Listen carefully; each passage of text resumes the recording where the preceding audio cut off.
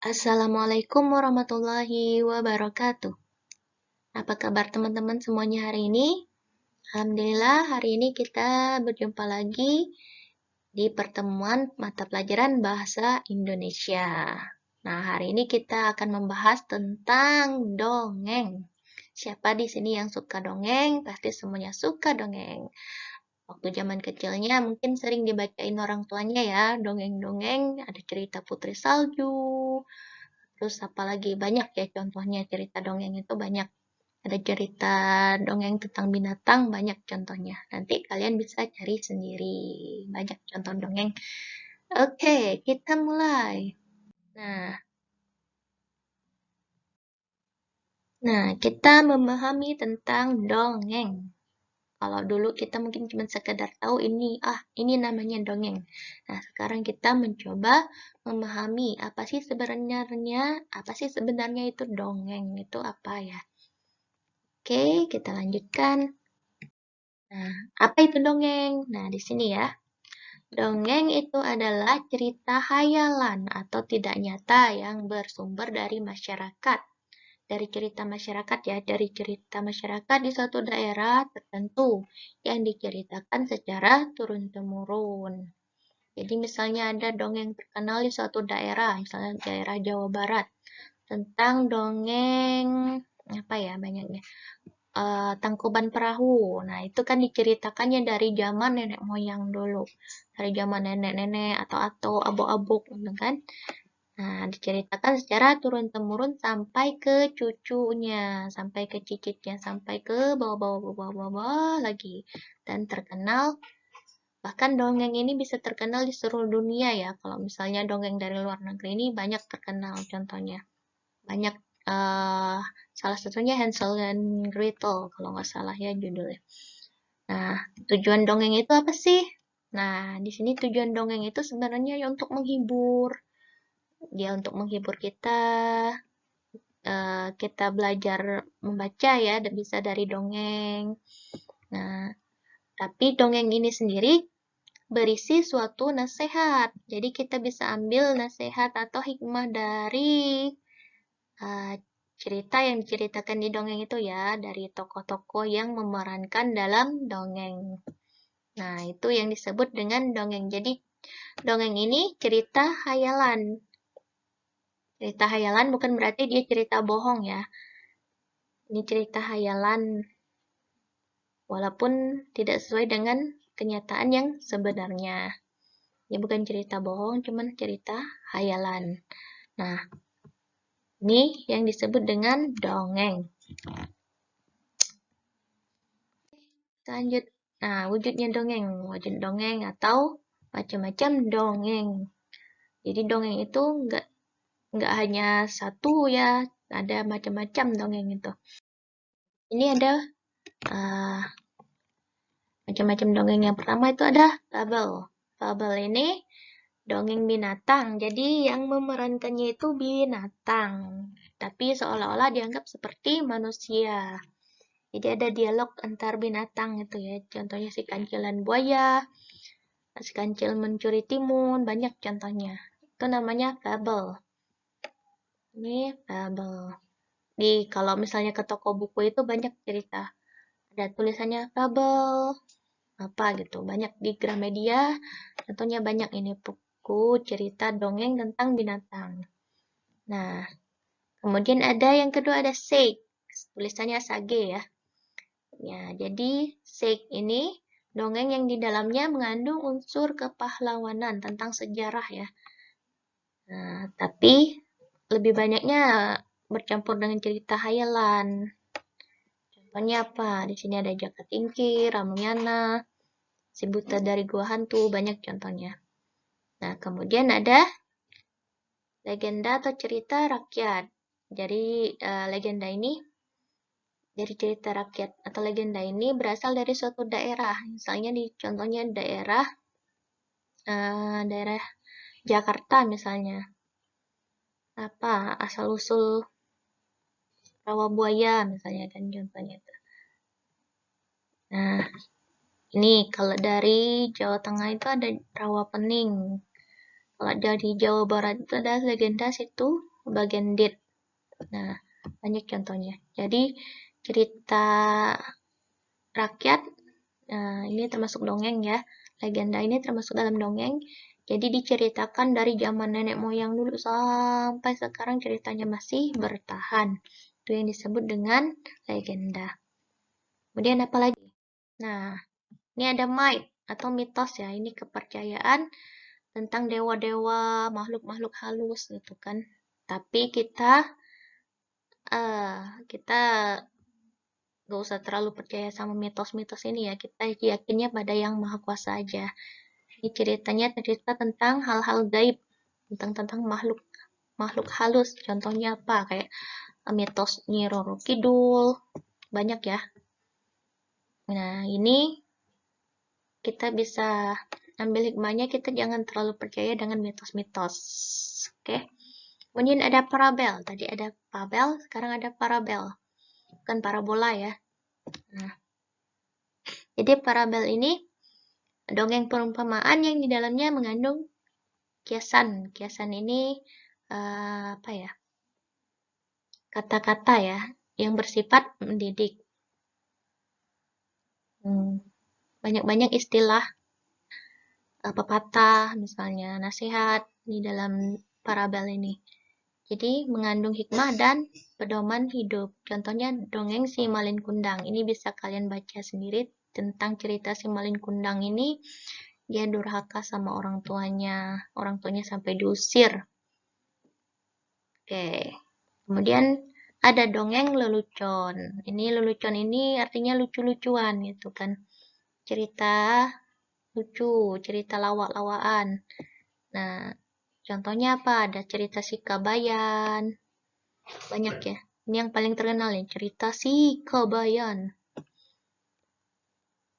Lanjut.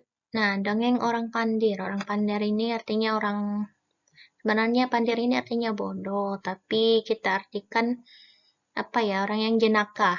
Jenaka ini orang yang lucu, konyol, kan. Pernah dengar cerita Abu Nawas? Nah, bisa kalian baca nih. Itu contohnya dongeng orang pandir. Kemudian ada hikayat.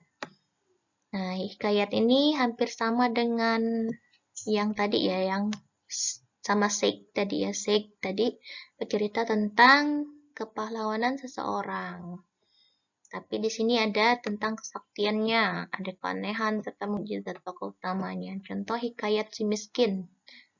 Nah, nanti bisa kalian cari sendiri contoh hikayat itu seperti apa. Kita lanjut. Nah, unsur-unsur dongeng. Jadi dongeng ini harus ada apa aja di dalamnya, tuh kan. Jadi dongeng ini nggak bisa hanya sekedar judulnya aja atau sekedar isinya aja. Jadi dia harus memuat apa ya? Oke, yang pertama ada tema. Jadi temanya yang kita ambil. Misalnya kita kan sekarang masuknya tema tentang lingkungan. Berarti dongengnya tentang lingkungan. Jadi awal mula kita ngambil cerita atau kita mau bikin dongeng itu kita harus tahu temanya sesuai dengan tema. Nah, latar ini yang termasuk waktunya kapan, tempatnya di mana, suasananya gimana. Suasana ini misalnya apa? Suasana badai atau suasana perang atau gimana gitu kan. Jadi menunjukkan suatu peristiwa atau kejadian atau keadaan yang terjadi ketika dongeng tersebut dibuat atau diceritakan. Kemudian ada alur. Alur ini maksudnya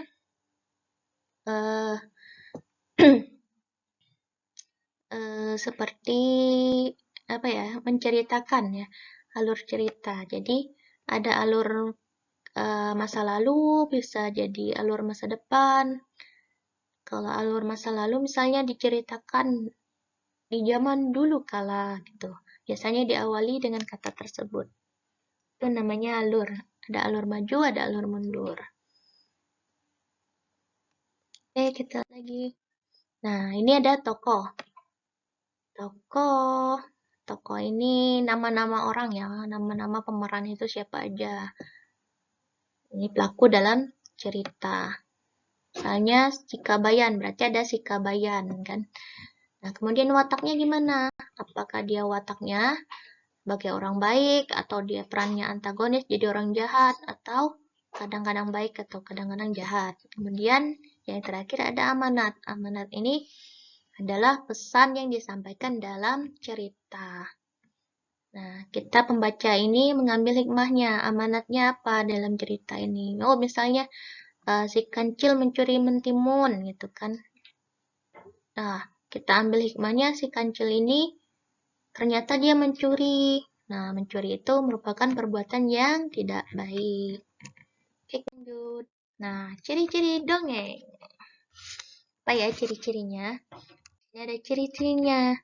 Jadi, diceritakan dengan alur yang sederhana, singkat dan cepat. Jadi, nggak panjang-panjang, nggak sampai satu buku. Kecuali banyak cerita ya. Nah, tokoh yang diceritakan tidak secara detail. Detail ini misalnya umurnya berapa, orang tuanya siapa, asal-usulnya dari mana. Jadi, nggak terlalu detail. Nah, peristiwa yang diceritakannya itu kebanyakan fiktif atau khayalan. Fiktif ini dibuat-buat ya. Nah, kemudian ditulis dengan gaya pencitraan secara lisan. Jadi ada dialognya, misalnya antara si kancil dan si rubah. Nah, itu ada dialognya. Nah, kemudian lebih menekankan pada bagian isi atau peristiwanya. Peristiwanya tentang apa, diceritakan dalam dongeng tersebut tentang apa gitu kan. Oke. Nah, ini ada contoh dongeng. Karena kita temanya tentang lingkungan, jadi kita ambil tentang kebersihan lingkungan. Oke. Nah, di sini ada fabel singkat tentang kebersihan lingkungan. Ini ada pemerannya si gagak, ada rubah, ada sapi. Nah, Ibu bacakan ya. Pada suatu ketika, gagak melihat rubah sedang membuang sampah sembarangan di selokan pinggir jalan. Tiba-tiba gagak menghampiri rubah dan bertanya, "Rubah, kamu jangan buang sampah sembarangan, bisa bikin banjir nanti," kata si rubahnya. "Jangan cerewet kau gagak." Kemudian sapi datang lalu menyahut, "Kenapa ini gagak? Nih si rubah, buang sampah di selokan." "Apa benar rubah kamu buang sampah di selokan?" kata si sapi. "Iya benar, yang juga membuang sampah di selokan tidak apa-apa," kata. Jadilah contoh buat yang lain, rubah. Jangan ikut-ikutan yang lain. Iya benar, sampah bisa bikin penyakit. Lain itu juga bisa mengakibatkan banjir. Nah, beberapa hari kemudian, rumah rubah kebanjiran. Ia menyesal atas perbuatannya dan esok harinya menemui gagak dan sapi. "Selamat pagi rubah, tumben kamu ke sini. Ada apa?" "Saya menyesal telah membuang sampah sembarangan. Kemarin rumah saya kebanjiran. Mulai sekarang saya tidak akan membuang sampah di selokan lagi. Terima kasih teman atas nasihat kalian kemarin." Nah, sapi dan gagak menjawabnya, "Iya, sama-sama, sudah menjadi kewajiban kami untuk menasehati."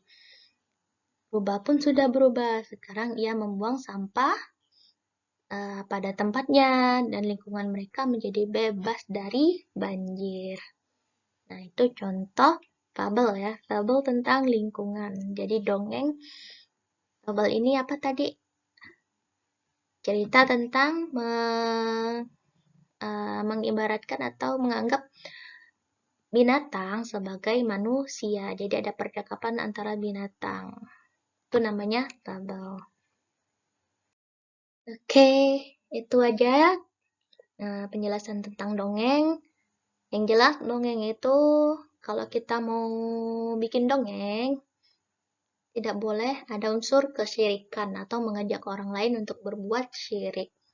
Itu nggak boleh ya. Dongeng itu kita sesuaikan dengan umur juga. Jangan ceritanya kemana-mana, larinya gitu. Sesuaikan dengan tema.